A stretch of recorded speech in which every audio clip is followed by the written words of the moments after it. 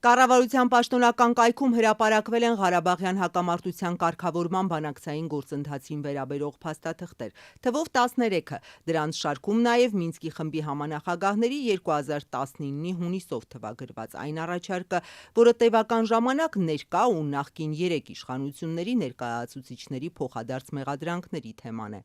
Իսկապես, ինչպես Նիկոլ Փաշինյանն էր պնդել, հրապարակված փաստաթուղթը սկսվում է Հայաստանի և Ադրբեջանի նախագահներ բառերով։ Չնայած առաջարկի պահին Հայաստանն արդեն խորհրդարանական երկիր էր, ղեկավարն էլ վարչապետը։ Փաթեթային լուծում ենթադրող առաջարկը նախատեսում էր Ադրբեջանին 7 շրջանների վերադարձ, պայմանով, որ Հայաստանը և Լեռնային Ղարաբաղը կապող միջանցքը պահպանվի։ Ղարաբաղի վերջնական կարգավիճակի որոշումը պետք է տեղի ունենար կողմերի միջև համաձայնեցված ժամկետում ՄԱԿ-ի կամ ԵԱՀԿ-ի հովանու ներքո համաժողովրդական հանրաքվեի միջոցով, որը կարտահայտեր Լեռնային Ղարաբաղի բնակչության ազատ կամքը և կունենար իրավաբանորեն պարտադիր բնույթ համաձայն միջազգային իրավունքի նորմերի և սկզբունքների։ Դրանով հանդերձ քվեարկության դրված հարցի կամ հարցերի ձևակերպումը որևէ կերպ չէր սահմանափակվի և ցանկացած արդյունք կհարգվեր կողմերի կողմից։ Առաջին փուլը ներառում էր միջազգային խաղաղապահ ուժերի տեղակայումից հետո 5 շրջանների՝ Աղդամի, Ֆիզուլիի, Ջեբրայիլի, Զանգելանի, Կուբատլուի վերադարձ Ադրբեջանին։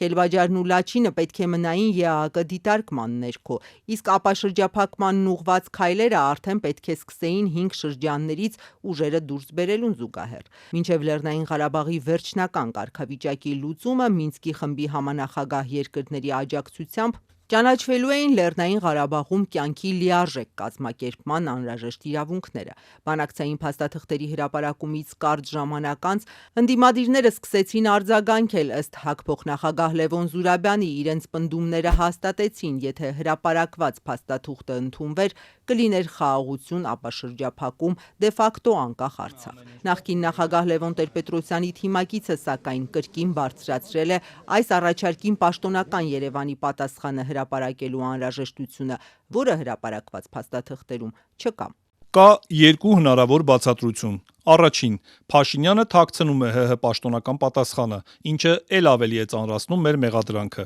Երկրորդ, պաշտոնական պատասխան չի եղել, ինչն ավելի սարսափելի իրողություն է բացահայտում, որ Փաշինյանը ուղղակի անտեսել է Մինսկի խմբի առաջարկը, փաստորեն մերժելով բանակցությունները և բացելով կործանարար պատերազմի դուռը։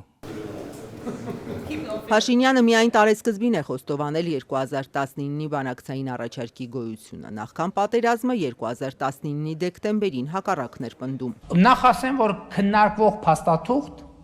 սեղանի վրա չկա։ Բանակցությունների սեղանին միշտ թուղթ ա եղել, տենց բան չի եղել, տենց մի օր չի եղել, որ բանակցությունների սեղանը առանց թղթի լինի։ Մինչ Արցախը Ադրբեջանի կազմում 2022-ին ճանաչած Փաշինյանը պնդում էր 94-ից բանակցային գործընթացը եղել է Լեռնային Ղարաբաղն Ադրբեջանի կազմ վերադարձնելու մասին։ Նախկին նախագահներն ու նրանց թիմակիցները համանախագահների վերջին 2019-ի առաջարկը դրական ընդունելի էին որակում, պնդելով, թե հնարավոր էր պահպանել Արցախը։ Իսկ չհրապարակելը բացատրում էին նրանով, թե Փաշինյանը իր ձախողումները պարտակում է։ Մի հատը Սառնարանի ոտի տակից ենք հանում, մի հատը կոնդիցիոների միջից ենք հանում, մի մասը ընդհանրապես մասնավոր մարդ գալիս է, մեզ տալիս է։ Ամիսներով իմի բերվող փաստաթղթերի հրապարակումից կարճ ժամանակ անց կառավարության կայքում պարզաբանում հայտնվեց, թե հրապարակված փաստաթղթից հետևությունը մեկն է՝ Հայաստանում Ղարաբաղյան հակամարտության շուրջ տասնամյակներ շարունակ գոյություն են ունեցել միֆեր, որոնք ձևավորել է Ղարաբաղյան շարժումով իշխանության հասած քաղաքական էլիտան,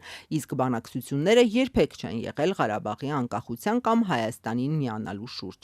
Արցախյան բանակցություններին վերաբերող փաթեթի հրապարակումով Նիկոլ Փաշինյանը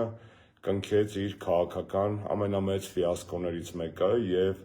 կատարվեց այն, ինչ բոլորս վաղուց գիտեինք, որ նա իր ճակատին վերջնականապես դաջեց Արցախը հանձնողի անպատիվ կլիմոն, խարանը։ Սերժ Սարգսյանի ղեկավարած ՀՀԿ փոխնախագահ Արմեն Աշոտյանը ուղիղ եթերում սուտ որակեց իշխանության պնդումը 2019-ի առաջարկը երանելի։ Ֆիքսվում էր Լեռնային Ղարաբաղի ժողովրդի ինքնորոշման իրավունքի իրականացման հնարավորությունը։ Զռռումա, որ Նիկոլն է գրել։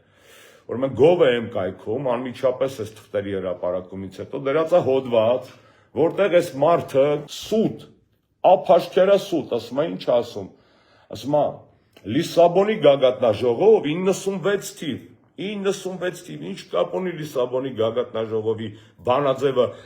2018-ի Սերժի թողաջարանգության եւ 19-ին տված փաստաթղթի հետ։ Ոչ մի կապ չունի, այն անցած էտապի թուղթ է,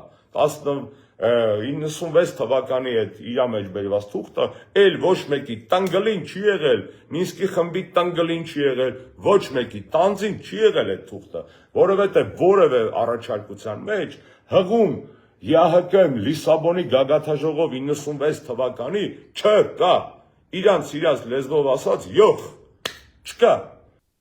Մինչ ընդդիմադիրները 2019-ի առաջարկի վրա են կենտրոնացել, իշխանականները Մեղրիի եւ Ղարաբաղի փոխանակման 99 թվի պլանից են մեջբերումներ անում, մեկնաբանելով, թե ժողովրդի թիկունքում Քոչարյանի իշխանությունը բանակցում էր Մեղրին տալու եւ ադրբեջանցիներով բնակեցնելու շուրջ։ Սրան արձագանքել է երկրորդ նախագահի գրասենյակի ղեկավարը, հայտարարելով, որ փաստաթղթերում նորություն չկա, իսկ իր համար ամենացնցողն այն էր, որ փաստաթղթի անվան տակ հրապարակվել է հայկական ժամանակի հոդվածը, նկատի ունենալով հենց Մեղրիի եւ Լեռնային Ղարաբաղի փոխանակման տարբերակը։ Բագրատ Միկոյանը նաեւ նկատել է, որ հրապարակված ցանկից բացակայում է Քոչարյանի կողմից բանակցված Քիվեստի փաստաթուղթը, իսկ 2019-ի Մինսկի խմբի առաջարկը մերժելով ըստ Միկոյանի Փաշինյանը պատերազմ է բերել։ Բանակցային փաստաթղթերի հրապարակումը անմիջապես հաջորդեց 3 տասնամյակից ավելի Ղարաբաղյան կարգավորմամբ զբաղվող Մինսկի խմբի պաշտոնական եւ վերջնական լուծարմանը։